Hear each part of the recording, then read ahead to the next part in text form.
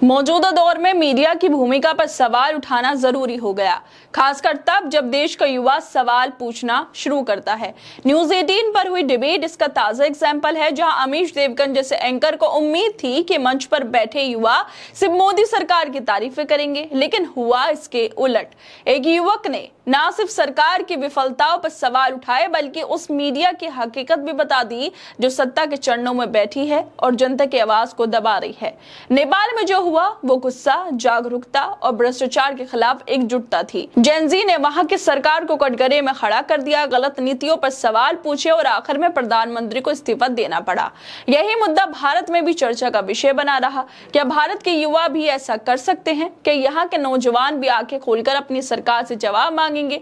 और इसके अलावा बिहार में जल्द ही चुनाव होने वाले हैं और चुनाव से पहले ही तरह तरह के मुद्दे उठाए जा रहे हैं। कोई मां के नाम पर राजनीति कर रहा है तो कोई वोटर लिस्ट के नाम पर सच्चाई सामने लाने की कोशिश कर रहा है। बिहार चुनाव को लेकर लगातार मुद्दे उठाए ही जा रहे हैं और जिस तरह से बिहार चुनाव को लेकर मुद्दे उठ रहे हैं और नेपाल में भी एक घटना हो गई है, इन्हीं विषयों पर न्यूज 18 के एक डिबेट शो में बात हो रही थी, जिसे अमीश देवगन होस्ट कर रहे थे। लेकिन शो का माहौल तब पूरी तरह बदल गया जब एक युवा ने सच बोल दिया, जिसे सुनना शायद मीडिया और सत्ता दोनों के लिए मुश्किल हो गया। न्यूज 18 पर अमीश देवगन अपने शो में पूछते हैं कि आप में से भारत में नेपाल कौन चाहता है, हाथ खड़े करो। जिसमें शो में बैठा एक लड़का हाथ खड़ा करता है तो अमीश देवगन कहते हैं, मैं पूछना चाहता हूँ आप क्यों चाहते हैं भारत में नेपाल बन जाए। इस पर वो युवा कहता है, मैं ये नहीं चाहता कि भारत में नेपाल बने, मैं ये चाहता हूँ जो भारत का युवा है वो भी आंखें खोलकर भारत की राजनीति को देखे, करप्शन को देखे और इसके खिलाफ आवाज उठाए। व्हाट्सएप यूनिवर्सिटी से ग्रेजुएट ना हो, अच्छी यूनिवर्सिटी से ग्रेजुएट हो, किताबें पढ़े। जिसमें अमीश देवगन कहते हैं ये तो आप ज्ञान दे रहे हैं, किताबें पढ़े, और इसके बाद माइक हटाने की कोशिश करते हैं।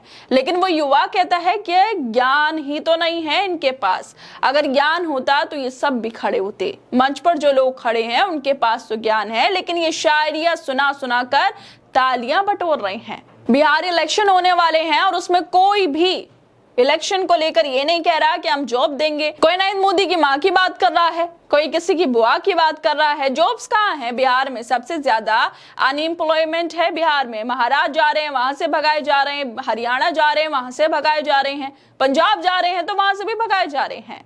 बिहारियों के लिए बात कौन कर रहा है? कोई भी नहीं। जब मोदी की मां की डेथ हुई तब वो कर्नाटक में भाषण दे रहे थे, आप लोग बड़ी तारीफ कर रहे थे कि मोदी कितने अच्छे हैं, देश के लिए सोच रहे हैं।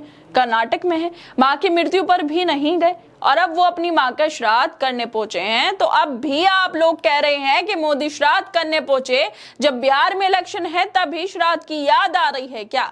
अमीश देवगन बार बार उस युवक से माइक छीनते रहते हैं, माइक हटाने की कोशिश करते हैं, क्योंकि वो सीधे तौर पे बता रहा था कि इलेक्शन के अंदर बिहार में किसी की मां को याद किया जा रहा है तो किसी बुआ को याद किया जा रहा है, लेकिन जॉब्स की, अनएम्प्लॉयमेंट की, महंगाई, बेरोजगारी, नौकरियों की कोई भी बात नहीं कर रहा है। सब राजनीति कर रहे हैं। और वो युवक मीडिया वालों पर सवाल उठाते हुए कहता है, नरेंद्र मोदी की मां की डेथ हुई, वो कर्नाटक में थे तो आप लोगों ने बोल दिया अरे नरेंद्र मोदी तो कर्नाटक में है, और अब जब बिहार इलेक्शन है तो नरेंद्र मोदी को श्राद्ध की याद आ गई और आप लोग अब भी वाहवाही कर रहे हैं कि इलेक्शन के टाइम पर ऐसे ही राजनीति करनी जरूरी थी।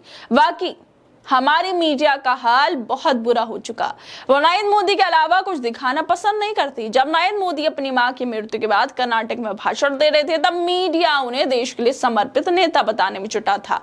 अब जब बिहार चुनाव सर पे है तब वही मीडिया बार बार दिखा रहा है मोदी अपनी मां के श्राद्ध में पहुंचे।